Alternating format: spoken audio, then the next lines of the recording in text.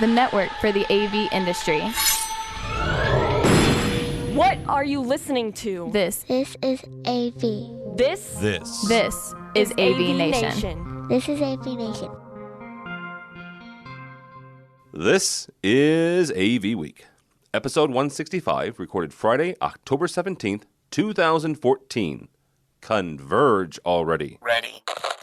AVWeek. Performing. Scan. Week. Online. This is AVWeek.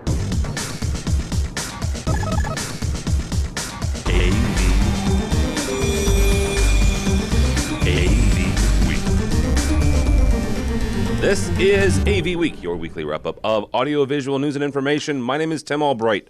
It says it right there on the lower third. How are you? I'm your host for today. With us this week is the fabulous Victoria Ferrari from Synergy CT and the brand new Red Band Collective on AVNation. She writes really cool stuff. So how are you, ma'am? Great. Thanks for having me on. Absolutely. And also with us, my buddy, my pal, my dining companion from a couple nights ago, Mr. Kevin Iselli from Crestron. How are you, sir? Great. How you doing? Good. Kevin, I actually got to, real quickly, the reason I got to have dinner with Kevin was because I was invited by AVI Systems for their Chicago Technology Summit. And I was invited to speak about, of all things, control and automation. So a good turnout there. And Kevin's out of Chicago, so he and I got to hang out. So that was a lot of fun. So It was. and if you get a chance, if you're in the Detroit area, we'll be doing the same thing next month, the 14th, actually. Some good stuff. Folks from Kramer, actually Dan Newman's coming by. Folks from Crestron got to speak. I got to see Jason Malden from Crestron as well. So much more intelligent than I am. So, but you know. All right. He has that effect on people. He does. Not quite as much as you do. You know, I don't feel quite as dumb, hanging around him as I do you. Oh, that's a shame because I feel dumb when I'm hanging around him. Well, everything I learned about control, I learned from you. So. Oh, wow. That speaks volumes. You got a lot of ways to go, man. Oh, I do. All right. Let's talk about some stuff, shall we? Yes. It's been a couple weeks since I've been in this chair last week. Thanks to George Tucker for filling the void for me. We're going to talk about Netflix and 4K, because here's one of the things that Mr. Iselli and I actually have debated for a number of years. I say 4K is great. He says, where's the content? I say 4K is great. He says, where's the content? So, 4K is great. Where's the content? There we go. He can be taught. Netflix, this is from our buddies over at Electronic House, has 4K content. It's great. It's awesome. It's groovy. It's also going to cost you more. So, Victoria, on this front, what's this going to do to adoption? Is this going to be? I mean, Kevin does have a point. There is not a whole lot of 4K content, and we can debate if it's coming over the internet. It's compressed. Yes, I know. Before you get there. But do you think this is going to have an effect on adoption, or are people going to pay the extra $3 a month to get, 4K? Who doesn't want to see Orange is the New Black in 4K? I mean, come on. It's got Captain Jane. Yeah. I'm kind of with Kevin on that. 4K is kind of not here yet.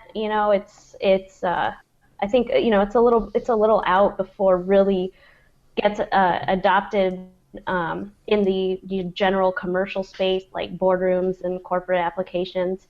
And there's definitely specialty applications for it. But as far as like consumer adoption, I think people go into Best Buy and they're like, some people are like, I want the most expensive TV. I want the one that's got the most resolution, and they have no idea what they're buying. So it could. I mean, people could say, oh, look, now my Netflix is streaming in 4K. I've got to get a 4K TV, and, I can watch all my fantasy football. There was one of our team members put out an article about that, about having multiple windows on a 4K TV. But, I think it's still a little ways out, but I don't think that means that people won't buy 4K TVs.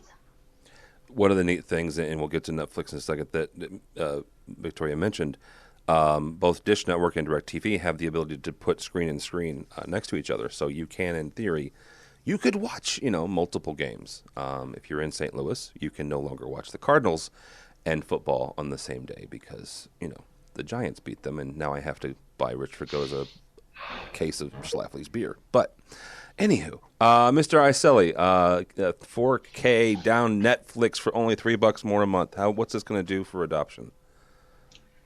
For adoption, that's a great question. The fact that there is some content that's streamable. I think the twist on things was what they said, that to do 4K streaming is they want a 15 megabit pipe, which you really aren't getting from any ISP.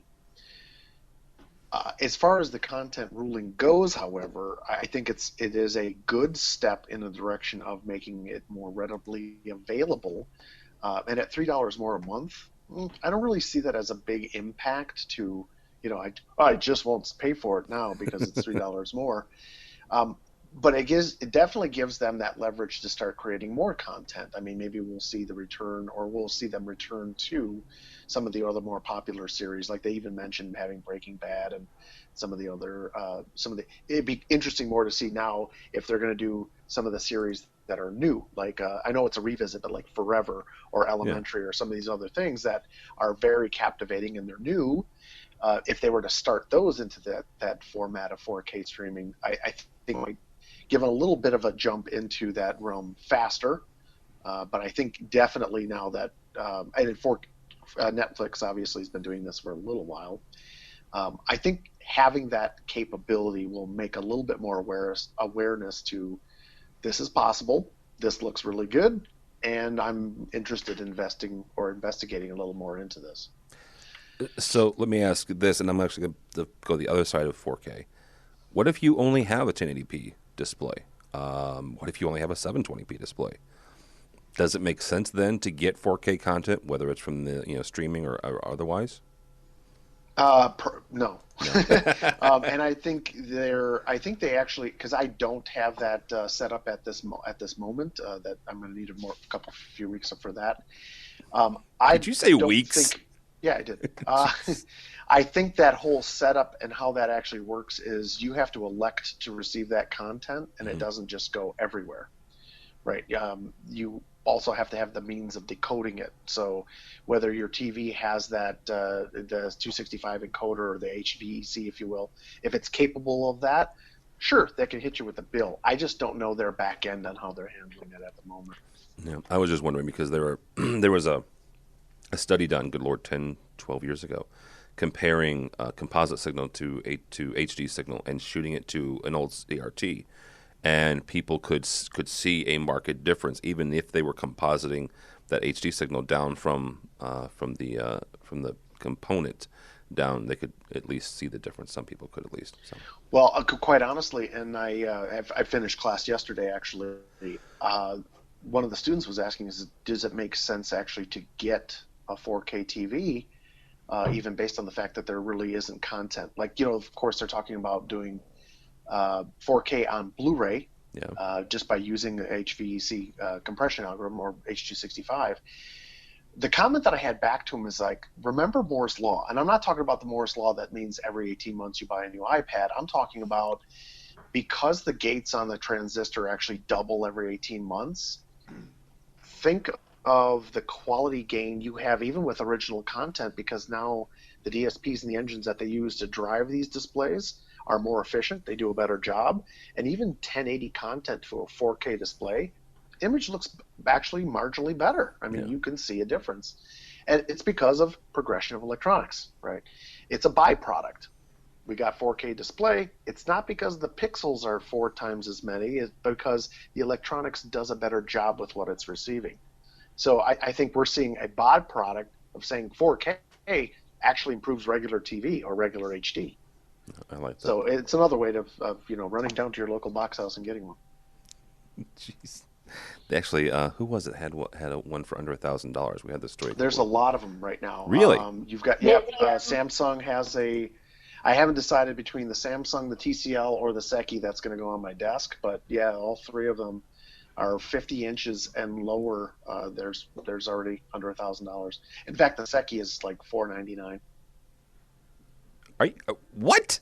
Yep, $499. $500 for a 50-inch 4K display. That's correct. Oh my God! And I just went and never mind. I won't tell you how much I spent for a 60-inch 1080p a month ago. P.T. Barnum. I know, sucker born every minute. All right, let's talk about something else. Let's talk about Cisco. Cisco is getting into bed with not into bed, but getting together with GITX. And they want to protect the Internet of Things, according to Cisco in this report in ITP.net. They are concerned about the security of the Internet of Things and smart homes. So, Kevin, we'll start with you on this one. When it comes to security and keeping, keeping these things close and secure. There was a story out about a month or so ago from the hackathon. Somebody hacked into a Nest. The fancy schmancy thermostat. They did it with hardware, right? They had to jack in with a USB into the Nest.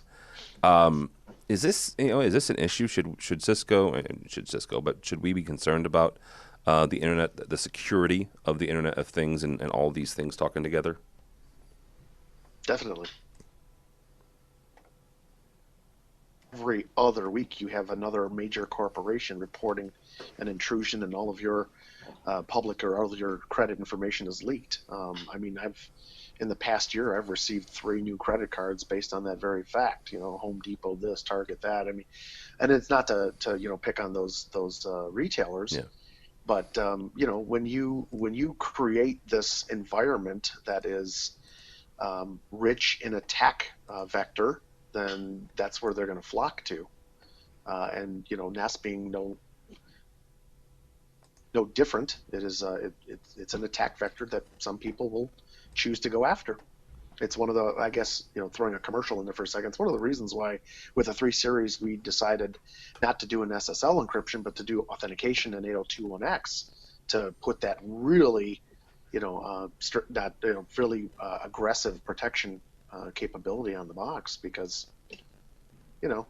if it's sitting there and it's plugged in, someone's bored and they're going to try and go after it. Yeah.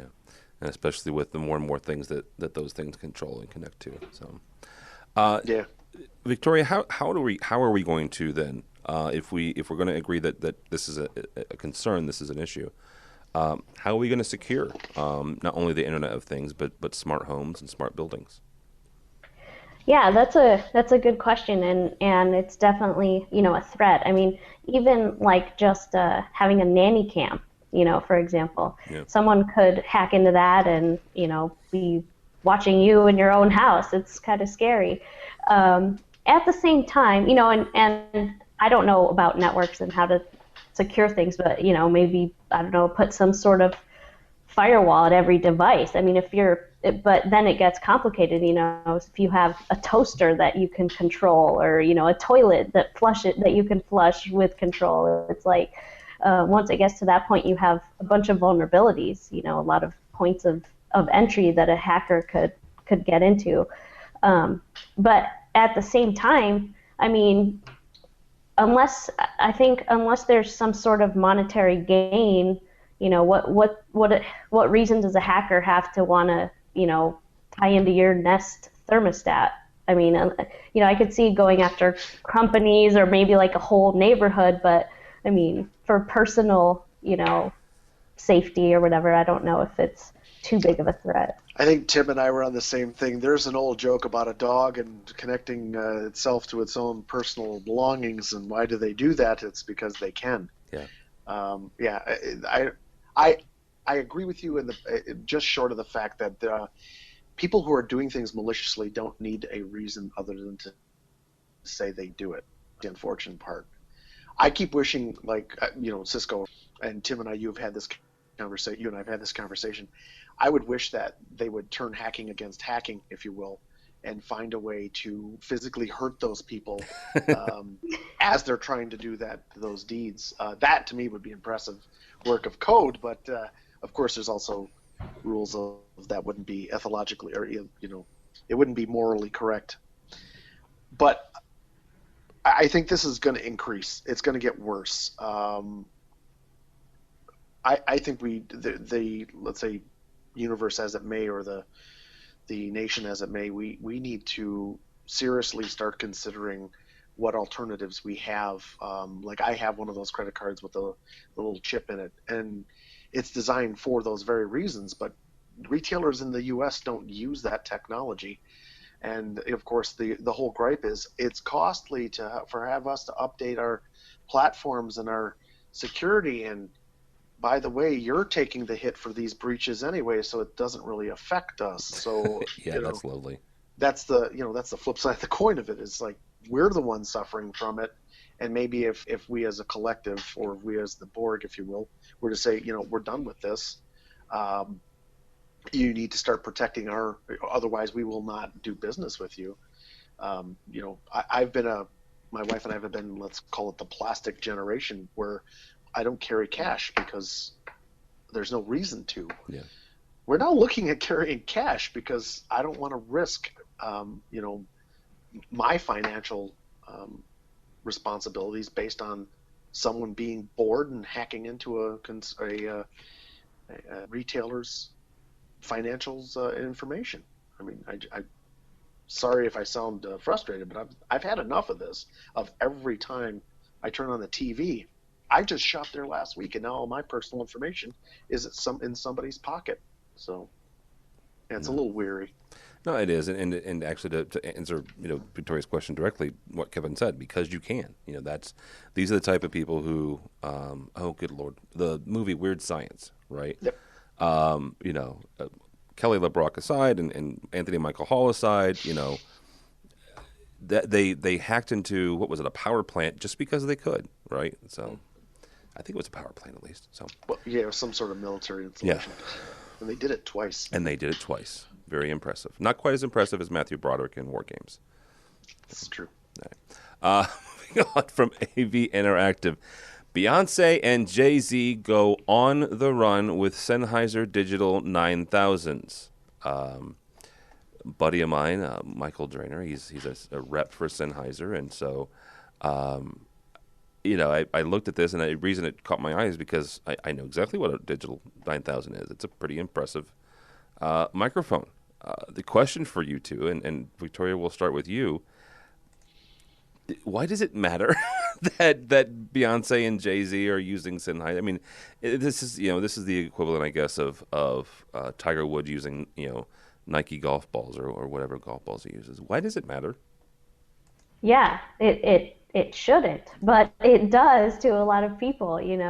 Celebrity endorsement. I mean, it's like, oh, they're cool, and I want to be cool like them, so I want to use their stuff. It's kind of, I mean, look at, like, not to say that Sennheiser, that mic isn't a good mic, but I mean, like Beats headphones. I'm sure people have talked about that on the show before. Like, they're endorsed by celebrities. They're a fashion item, and they're crappy speaker or headphones. It's like, but people buy them. They like them. They're it's a fashion statement. It's endorsed by a celebrity, so it's got to be good, right? They're billionaires, so. Yeah, it's a mindset thing. I'm not personally influenced by that kind of stuff. I was, when I was younger, but not so much. Kevin, I mean, the most famous person I know that to have a Crestron is Randy Klein. So, joking. Actually, the first place I ever saw Crestron was in a movie called Hitch. Do you remember that? Yeah. Remember the movie? Yeah. Will Smith had I just don't remember that part. What was the part number? No, I don't remember that. I thought you missed the part. Yes. Does it matter? I mean, does it matter if whether it's Beyonce and Jay-Z or what have you, the celebrity endorsements for AV products? Well, Victoria nailed it. I mean, all due respect to Sennheiser, I mean, I've used their products. I mean, I've beaten the living daylights out of a bunch of SM58s, the sure workhorse. Again, not picking on Sennheiser, but when you're in that type of a market, your celebrity endorsements is everything, because, idolization. I want to sing like Beyonce, or I want to sing like Jay-Z, and these are people that I look up to. And yeah, I mean, you take even the music industry, which I've been, part of most of my life. I bought specific guitars based on who was playing them, or people do that, and I get it. I mean, it's a marketing thing. Even Crestron, we have write-ups of who uses our products because word of mouth, right? If it's good enough for Shaq, or if it's good enough for like you said, if it's in this movie, I got to use this. When it comes to audio, of course, or devices like Sennheiser and such, yeah, your marketing is pretty restrictive. That you definitely require, or you definitely lean on that celebrity endorsement as a good way of getting the word out, so to speak. No pun intended. But yeah, I see the value in it. Like I said, just we do it as well. Yeah.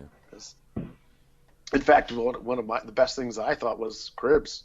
Oh yeah, absolutely. Yeah, you throw up an episode of Cribs, and all they're doing is say, "Yo, man, I hit the button on the touch panel, and boom, everything happens."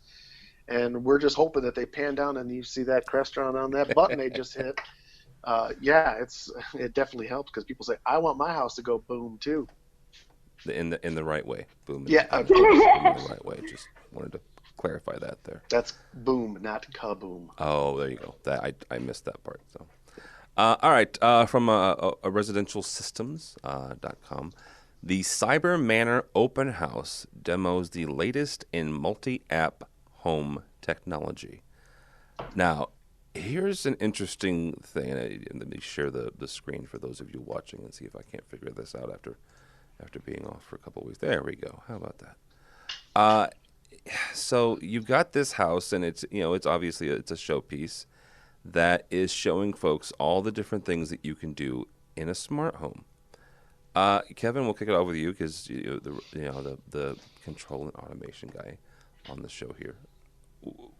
Does this help, I guess, get control and smart home technology in the hands of average folks, or do you think that this might only attract people who are already comfortable with it and they just want to see the latest greatest thing?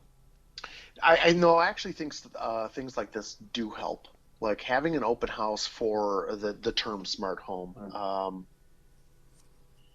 I think it provides a little clarity, because trust me, being in this environment and being in this this field, if you will, I see a lot of confusion, whether it's this product or this. In fact, what's even worse, and I hope they don't cut off my internet, like the whole Comcast Xfinity thing, where they talk about whole house automation. When you're watching the commercials, you're like, wow, that's really cool. You can turn any light on in the house. Actually, no, you can't do that. But the advertising makes it look like all things are possible. What I find the value in what Cyber Manor did, or what the Cyber Manor Open House does, is by getting you in touch with actually giving you a taster and giving you some vision into what these capabilities are. You can be better educated, or you can make better decisions on, is this for you, or how far down the road you want to go into. It's kind of like Tim, when you've been around when I've been asked this question. So how much does a Crestron system cost? Yes, it does. Yes. It can be anywhere from 14 cents to 14 million. And where do you want to go? Wait, Dad, 14 cents? Where do I? No, you said 14 cents. Oh, well, all you need is the app. Anyway, so the concept, I think, here, and what they're doing is to create awareness. I mean, to let people actually, instead of seeing the TV commercial and wondering what it is, you actually put your hands on it and decide if it's right for you. Right. It's like the old idea of going into a installer or an AV guy's place to see they always set up the home theaters and all those, because you're like, I don't know if I like this, and I think home theater box is good for me, until you walk in and see something that's professionally done. You went, no, that's what I want. Is it? And yeah, go ahead. I was going to say, is it not for nothing, but one of the things I like about Kevin is he's a great wine guy. Actually, is this kind of like a wine tasting? Like, yeah, sure, why not? I'm just No, it's a good analogy. I mean, I can tell you all day long how this Rhone Valley is it's incredible, but until you put it in the glass and taste it yourself, you might not even care for it. Yeah. Right. Again, of course, just like with anything, wine being an example, subjective. One man's $2 Chuck might be another man's Opus One. You know, you can't. Which is why you say I'm a wine guy, but my wife will tell you I'm a snob. But I try to take it from a different approach. You might like something that I don't care for, and let people do the same thing here in this open house. I'll give you the app. I'll give you the control. I'll give you a connect to all of these different devices. Understand that this is an interface. The interface can be custom or whatever, which is always the message that we try to purvey. The concept isn't don't focus on what that button looks like, but understand the feeling of when you press that button, things happen. Yeah. Automation happens. Integration happens. The interface is typically what we try to sell people on, and not necessarily Crestron, but everybody. The whole, you just need this little button here, and everybody knows what you're doing. Well, what if I don't want everybody to know? This gives them an opportunity to say, okay, automation is defined as this, and here you can experience it. I find that a little bit more appealing to the person who is interested in doing some sort of home automation, or just getting into investigation mode. What is this all about? It's hard to gain that kind of information off a TV commercial. It really is. No, that's true. And you know us. We have experience centers for that very reason. To see it in a catalog is cool. To see it on a website, great. But to walk in to one of our showrooms or experience centers and push a button and see the results makes all the difference. Yeah, that makes sense. Victoria, from your guys' standpoint, what do you think about places like this Cyber Manor? Actually, I couldn't get the link to work for me yesterday, so I didn't get to read that article. But I will, agree with Kevin that the experience, being able to experience something like that is much more valuable. Like what we do for some of our clients, we'll send them an executable like X panel, and they can, take a look and feel of what we're starting to do for their GUI for, a certain room or whatever. And it gives them a good idea, and they can say, no, can you do this color in the background? Or, can we change this little icon? Or, I want this to happen when I press this button. So, it's definitely helps to give them that feel before they invest all that money on it. Yeah, that makes a whole lot of sense, because that's one thing. Actually, Todd Puma, one of our buddies in the Source Home Theater. I was going to say, remember the conversation you and I have, where I find myself almost breaking a TV on a weekly basis, where, we also as a human race, we get a lot of the whole does life imitate art or vice versa. Yeah. Where, I use the story all the time, watching the old CSI, and they've got a 7-Eleven security camera that's zoomed in on a license plate 4,000 meters away, and they say, can you enhance that? Absolutely, I can. No, you can't. Right? I think this also provides an opportunity to let people know what is possible, versus just because you saw somebody or someone said, yes, we'll have a flying car for you next week, doesn't mean they'll actually be there, right? And what it takes to get that done. Yeah. Yeah, you should probably stop watching that show, actually. I know. Man, I'm like running out of places to put displays. There's a show called Game of Thrones. There's no technology in it at all for you to be angry at. Right? Yeah. Although I'm sure they're probably killing dragons with lasers or something. No lasers. No lasers. Okay, good. Yeah, Maybe and they haven't killed the dragons yet. Only Valerian steel.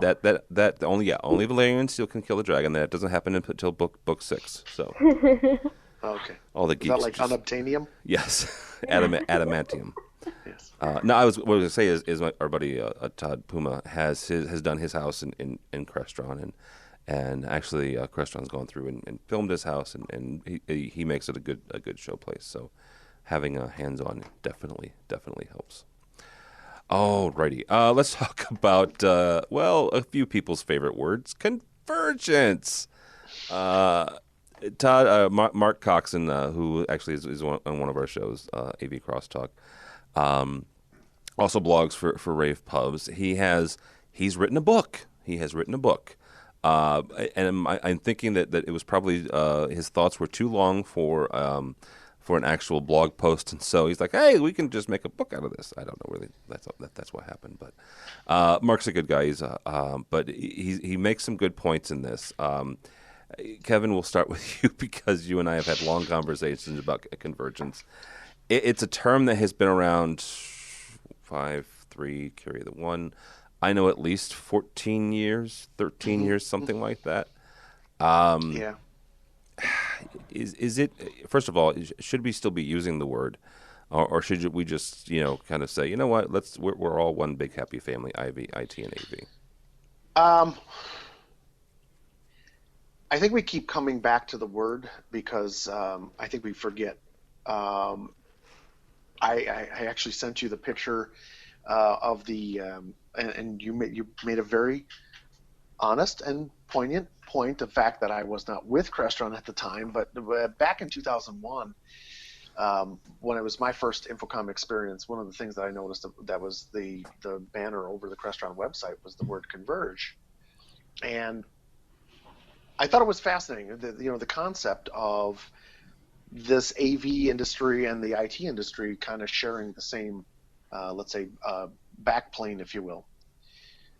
What I'm finding, or what I'm seeing at least, and you, Tim, you and I had this conversation from at post Infocom 2013, where there was a bunch of blogs that came out where people were saying there's this new concept of convergence, and yeah. Which is why I sent you that picture. That the banner was still Converge in 2003 from Crestron, and 10 years later, treating this as a new concept is I don't know what the answer is, other than maybe the message isn't clear, or maybe it's not being presented the right way. I'm going to say not as Crestron, but I believe that there is an evaporation of the AV industry. I poll my classes all the time. I said, raise your hand if you're in the AV industry. And like every hand goes up, and then I say, okay, so raise your hand if you're in the IT industry. And half the hands go up, and I say, well, which is it, right? I said, I got a better idea. Why don't we raise our hand if we're in the technology industry? And then everybody says, yeah, that makes more sense. Giving us a label in the first place of the AV industry might be a little outdated, because we as the AV industry have, let's say, the keys to the coolest car on the road. I mean, we have access to the most impressive technology. We have access to not only the skill set, but the mindset it takes to take all of those things and make them a harmonious system. To call us the IT industry, I don't know that even that's accurate, because, of course, the IT industry is all about the Facebooks and the Google boxes, and at least that's how it's labeled. I look at our industry as let's call it a continuum, right? Like we continue, look at Sony. Like Sony has the term VIO, right? What was VIO? What does VIO actually mean? Ongoing. It's very impressive that something of that nature, which we all hold dear, the AV industry, as we call it, is actually that VIO. We are always ongoing, always evolving. And to bring, let's say, the IT infrastructure, the IT basis into it was a natural succession. Did we start it? Absolutely we did. But it is kind of staggering that here we are 14 years later, people thinking this is a new concept. All right. Which really isn't. It's just how well are we embracing it? So I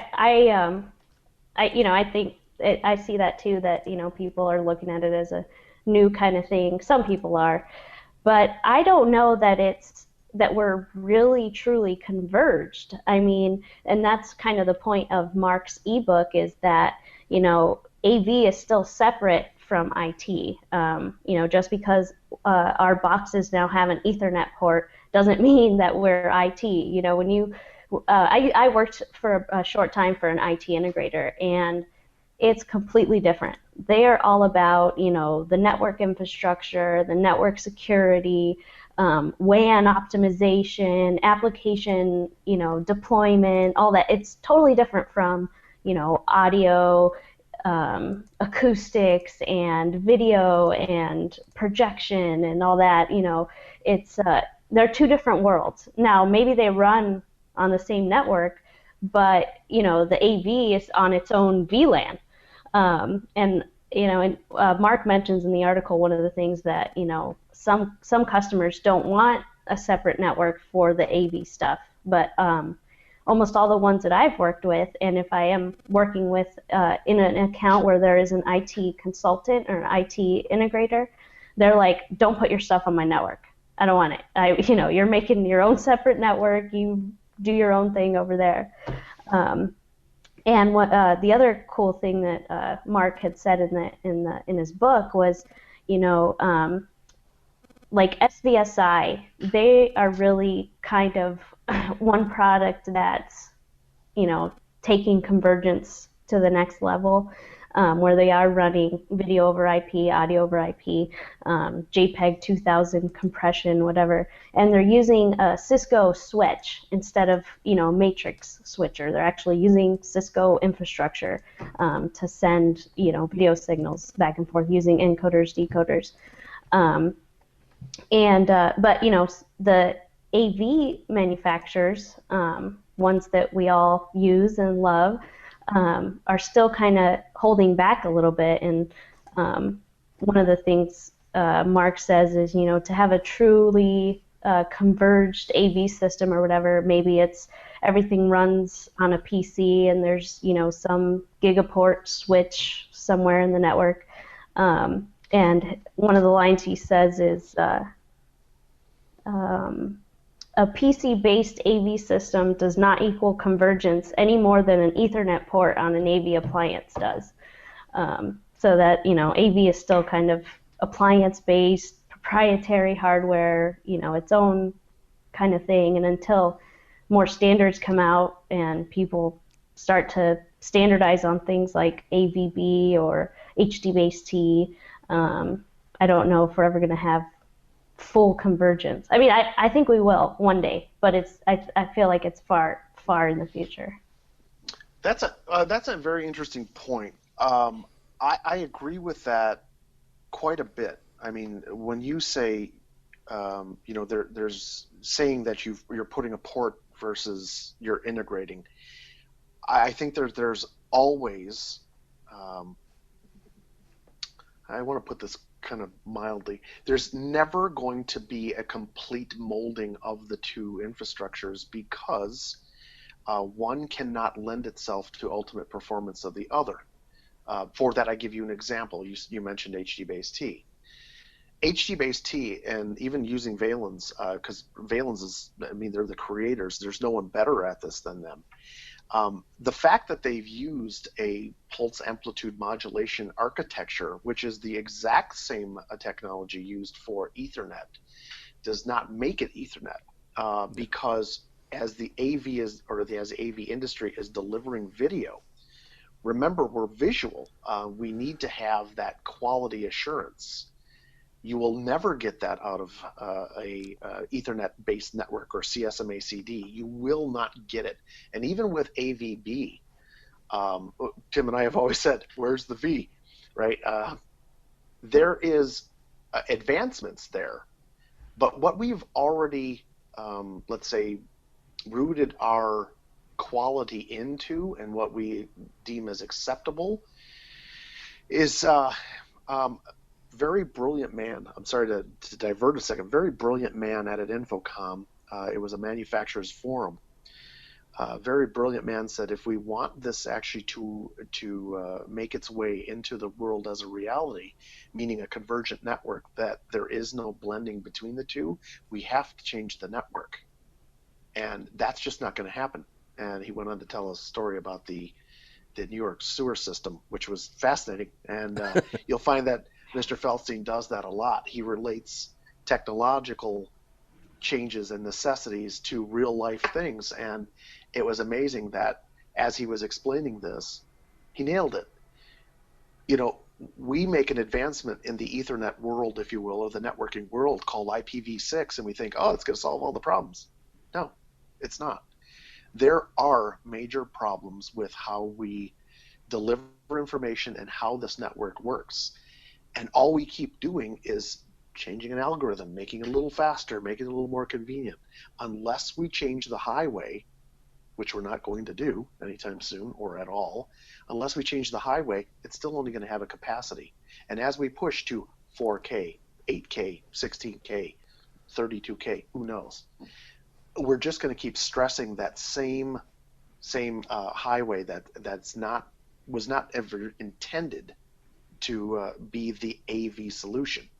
Now, again, that's my opinion, but when you take, like what Victoria's saying, when you take 14 years ago or so, when we first created the CNX processor, when Crestron first created that and they put that LAN port on there, the AV industry, if you will, looked at us saying, who's going to use that in an AV infrastructure? And like, I do the poll, raise your hand if you've never plugged one of those in. We use that convergence as a method and a vehicle to exist in an environment where we can have an open platform of communication. It's how we will then talk via BACnet over to the HVAC system, or we'll talk to the security system and share a common communication platform.